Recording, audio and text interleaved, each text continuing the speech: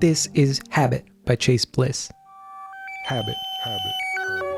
It's an experimental delay pedal that asks the question, is it possible to feel nostalgic for something that happened 3 minutes ago?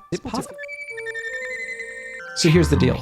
While you play or sing or talk into Habit, the pedal is listening, recording. Then, when you least expect it, something from the past resurfaces. Suddenly, you're hearing a note from 20 seconds back, or a chord change from 2 minutes ago. And you think to yourself, hey, I remember playing that. Although somehow, it sounds weird and different now. And I think that's kind of the point.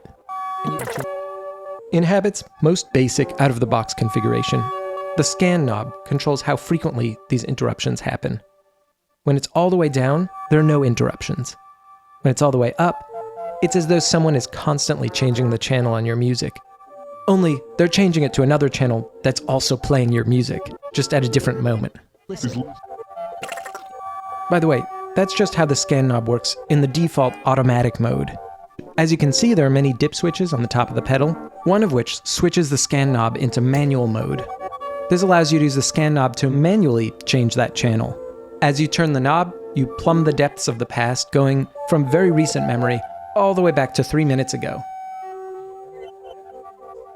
Do you remember what happened 3 minutes ago? Not sure I do. Okay, so far we've only talked about the most challenging, most experimental aspect of this pedal, which is of course Habit's wandering memory. But that's actually only half the picture. Habit also has an array of really cool delay-based effects, and it's totally possible to just leave that scan knob on 0 and to use this as a cool delay pedal, without any fear that it's going to suddenly develop a mind of its own and blurt out your most embarrassing musical secrets from the last 3 minutes when you least expect it. Okay, so let's talk about those cool effects. These two rocker switches control which effect you have turned on, and for each effect there's an A mode and a B mode. This modify knob controls the effect parameters. Now, right now I have the second switch set to off, which means I don't have any special modify effect enabled. In other words, as this is currently configured, this is just a standard delay effect. These three knobs control the level, feedback, and time.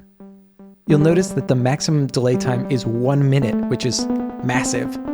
Okay, now let's actually turn one of these effects on. For me, these are really where this pedal shines. The pitch shift effects are really, really great. There are two versions of this. The first one is stepped, which means that as you turn the knob, it goes up a fifth, up an octave, up to the next fifth, up an octave again, etc., with very musical results. Now, with all of these modes, there's an additional option in the form of this rocker switch. In its default setting, out, then the effects get applied once to all of the echoes, just as you would expect. But of course, in a delay pedal, if the repeats knob is turned up, then there is more than one echo. If you switch the rocker to in, the effect gets reapplied for each subsequent echo. So the first echo might be up a fifth, the second echo will be up a fifth from that, etc. And that creates this distinctive sounding crystallizer effect.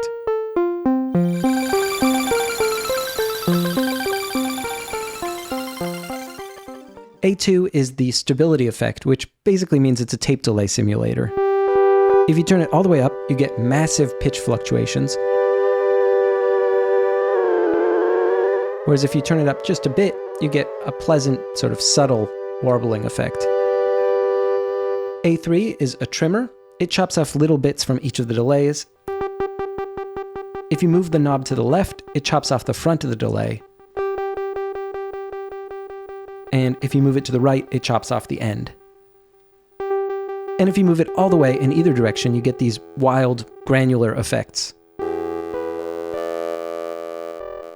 B1 is smooth speed. This is an alternate version of the other pitch algorithm. This one is completely smooth, which means that as you turn the knob up, it's going to change the pitch shift amount in a completely linear fashion. So it's really nice if you want to sweep the pitch down. B2. So this is a standard multi-mode filter. It can either take away high frequencies or low frequencies depending on the position of the knob. I found this one to be surprisingly useful. There are a lot of times when I want my main signal to have a bunch of body, but then I want the echoes to only consist of the higher frequencies. This does that really well. even cooler, if you flick the rightmost switch to in, you can make a delay where each subsequent echo has fewer and fewer low frequencies. The final effect is dropper. This effect drops out a portion of each signal.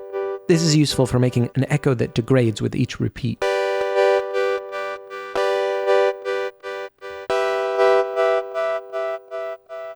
My favorite of these effects is definitely the stepped pitch bend.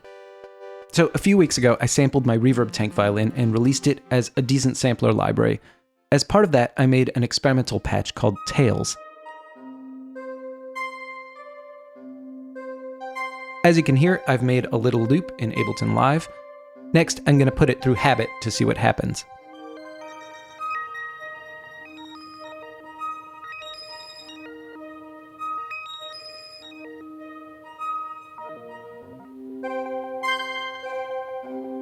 So yeah, it's a pretty versatile effect. By the way, there are many more advanced features that are outside the scope of this video. For example, all the knobs can be automated using a sort of built-in LFO. Also, it has MIDI and CV inputs so that you can control it from the outside. I'm really looking forward to exploring these features more in the coming months. So I've been playing with this pedal pretty solidly for a week now, and essentially there are 3 ways that I've been using it. First, you can just use the modify effects and find a setting you like, and just use it as a multi-mode effect pedal while you're playing your instrument. Obviously, it's a guitar pedal, sounds great with guitar, sounds pretty amazing with vocals also. The second way I've been using it is you can get some sort of audio going into it, either from your computer or from a synth with a sequencer, and then you can record output as you twiddle the knobs. And once you've made a bunch of crazy sounds, you chop them up on your computer and turn the results into something that's actually worth listening to. And this is how I've been using it the most. Finally, the third way of using the pedal that I've found is you can use it to actually construct a sort of experimental song using the Wandering Memory collect functionality. I've been waiting for this day. I've been waiting for this day. If you're going to do that, my best advice would be choose your source material wisely. Depending on what you put through this thing, the Wandering Memory effect can be beautiful and serendipitous, or it can be a bit awkward. Some notes when taken out of context are like a guest at a dinner party trying to follow up on a joke that wrapped up a few minutes ago.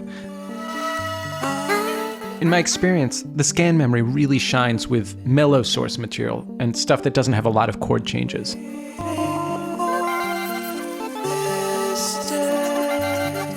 As for the modify effects, I'm finding the pitch bend effect especially addictive. Overall, I'm really impressed with Chase Bliss. This is such a bold release. The scan memory is unlike anything I've ever played with before. And the onboard effects really shine for making glitchy, ambient soundscapes. It's especially good for coming up with ear candy for splicing into a song. Okay, I think that's it. If you enjoyed this video, now's a great time to subscribe. It's free and you'll be notified whenever I make one of these videos. See you soon!